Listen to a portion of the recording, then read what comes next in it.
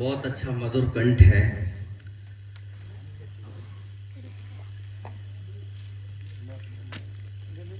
आपको बोला अच्छा बड़ो बड़ो सरकारी काम चल रहा है।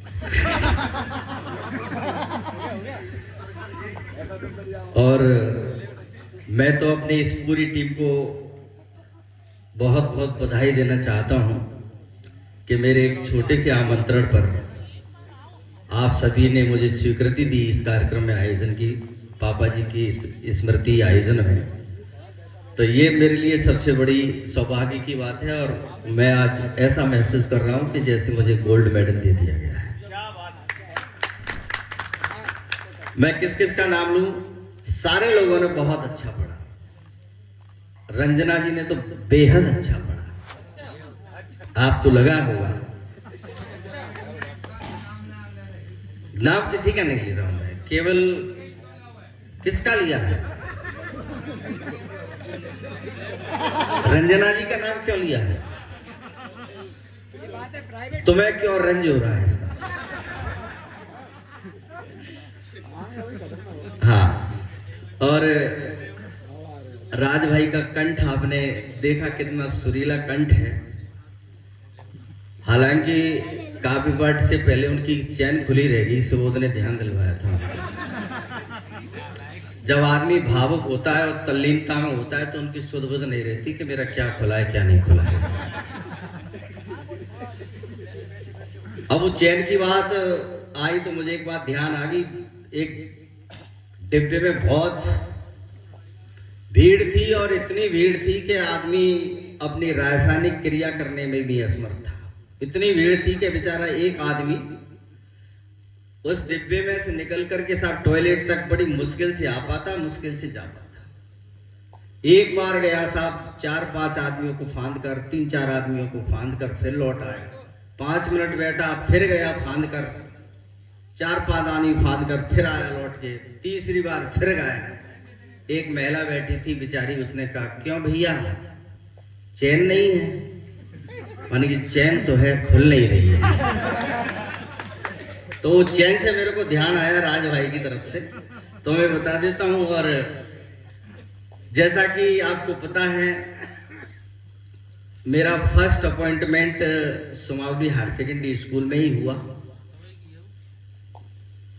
दूसरी बार अपॉइंटमेंट यानी दूसरी बार मैं नेबरी चला गया केलारस के पास। तीसरी बार फिर सुमावली आया और चौथी बार मैं कुम्हेरी चला गया। तो इस दौरान मुझे नए नए स्टूडेंट्स मिले साहब। तो अक्सर मैं स्कूल में क्लास में घुसने से पहले अक्सर मैं पूछ लिया करता था, भाई सबको टेस्ट लिया करता था।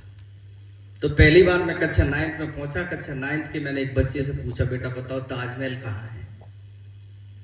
बच्चा बोला मुझे ना पता। तो मैंने कहा यार कभी गई स्कूल में भी आया करो यार, तुम बाहर ही रहते हो, स्कूल में आ गए तो पता चला। चल बता, अच्छा जो बता लाल किला कहाँ है? मुझे ना पता। मैंने क्या यार स्कूल आया कर यार कम से कम, तब पता चलेगा। कुतुब मीनार कहाँ है? मुझे ना पता। मैंने क्या यार स्कूल क्यों नहीं आता है तू? अब लड़के से नहीं रहा गया। वो बोला साहब तुम हमारे गांव के भोगीराव में जानते हो? कि भोगीराव के तो नहीं कहा गांव में आएगी तो इस तरह की घटनाएं घट जाती। तुम्हें पता है मैं अंग्रेजी का टीचर हूँ, अंग्रेजी पढ़ाता हूँ। तो मैं मच और मैंने ये बहुत नई चीज लेके आया हूँ और जी वायरल होगी। आप जो स्टूडेंट्स बैठे मेरे बहुत सारे इसमें, और पता होगा कि अंग्रेजी की व्याकरण में मच और मैनी 2 डिटरमिनर्स हैं। बहुत नया प्रयोग है, ध्यान से सुनना। मच मैनी, मच का प्रयोग मात्रा के लिए होता है और मैनी का प्रयोग संख्या के लिए होता है।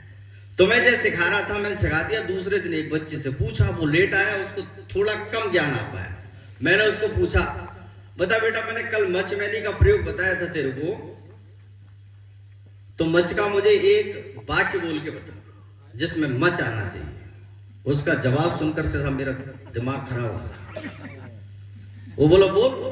तो उसने जवाब दिया, sir I am going to Machkund.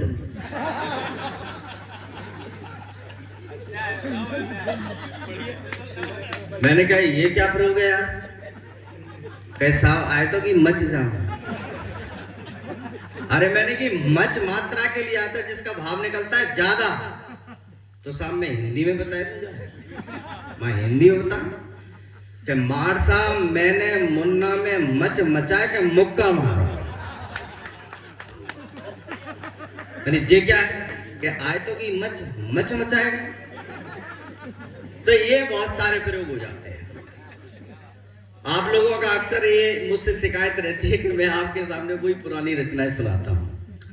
मैं 2023 की अपडेट करके लाया हूं। ये नई कविता है। यहां पर मैं कहीं थोड़ी सी भूल चूक मुझसे हो जाए तो मुझे माफ कीजिएगा। ये उन लोगों की कविता है, देवेंद्र भाई ने शुरू की थी ये, कि एक यूनियन होना चाहिए। किन लोगों की यूनियन होना चाहिए? पीने वालों की यूनियन होना चाहिए। वो बात सही भी है। लोग अक्सर शराब को खराब मानते हैं, और मैं आप लोगों से पूछता हूं, अगर शराब खराब है तो जी शराब खाने क्यों खुले हैं? खैर वो हमारा पारिवारिक मामला है। खराब है तो शराब खाने क्यों?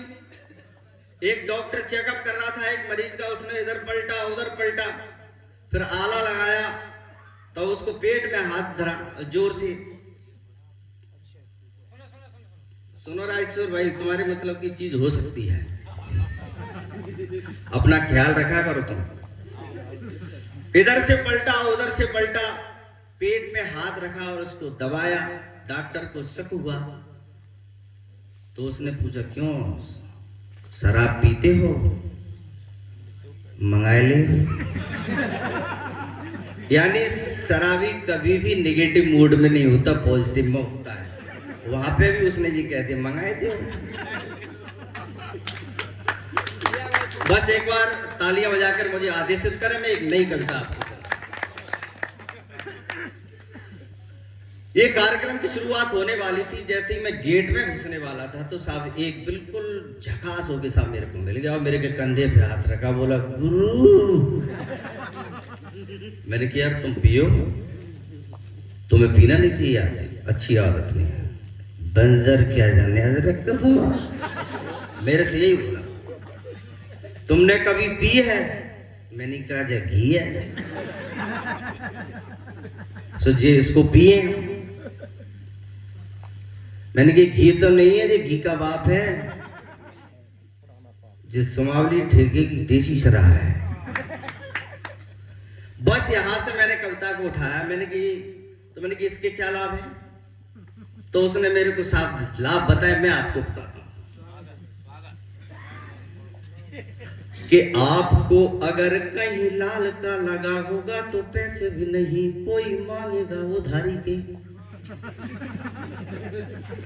आपको अगर कहीं लाल का लगा होगा तो पैसे भी नहीं कोई मांगेगा उधारी के।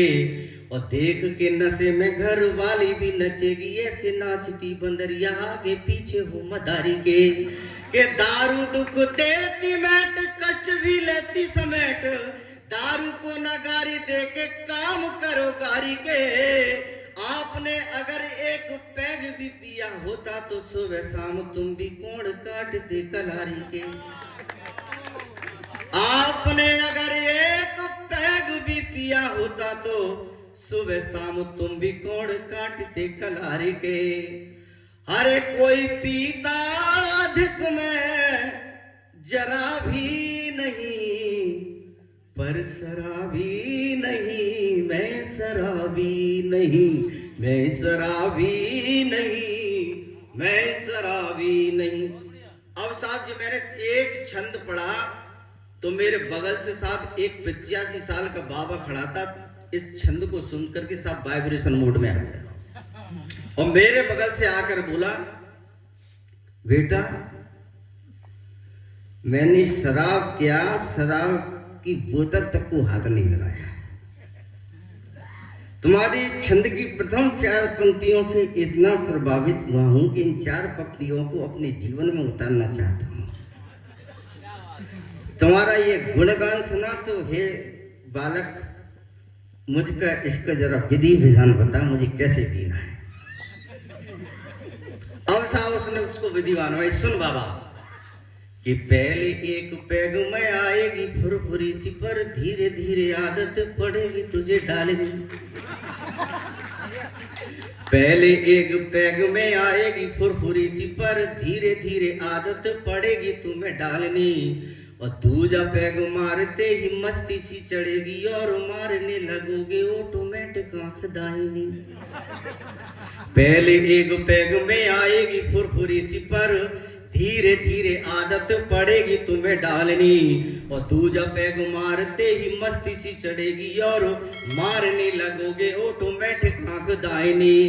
के तीनों लोग दिखने लगेंगे पैग तीसरे में, ख्वाबों में लगेंगी आने सीमा सीला सालनी।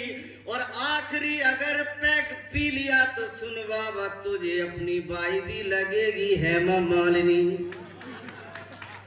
आखिरी अगर पैग पी लिया तो सुन बाबा, तुझे अपनी बाई भी लगेगी हेमा मालिनी।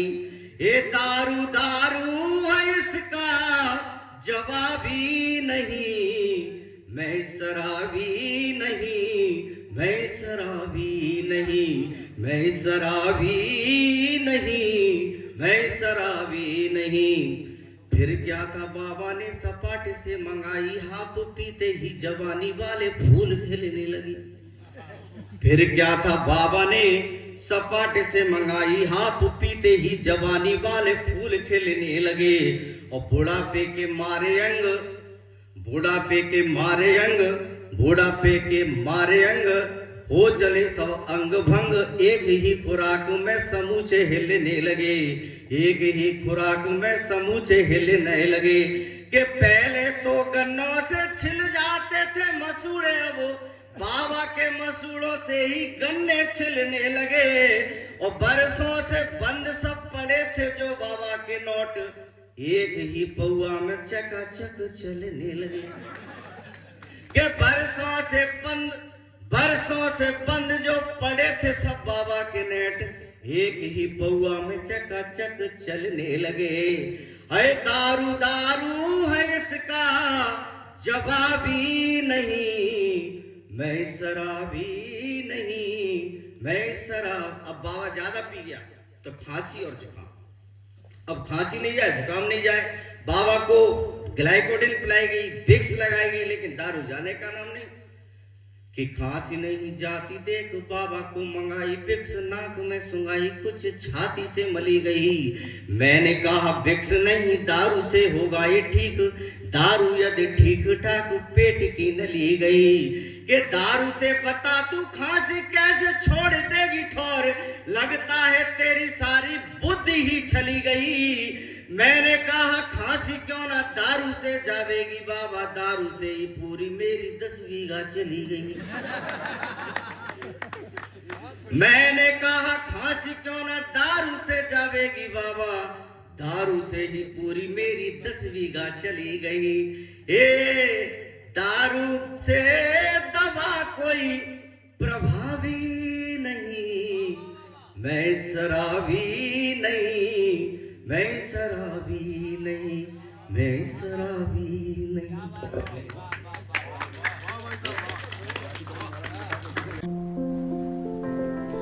हमारे चैनल से जुड़ने के लिए आप सभी का बहुत बहुत धन्यवाद। हमारे चैनल को सब्सक्राइब, लाइक एंड शेयर करें और अपनी प्रतिक्रियाएं हमें देते रहें।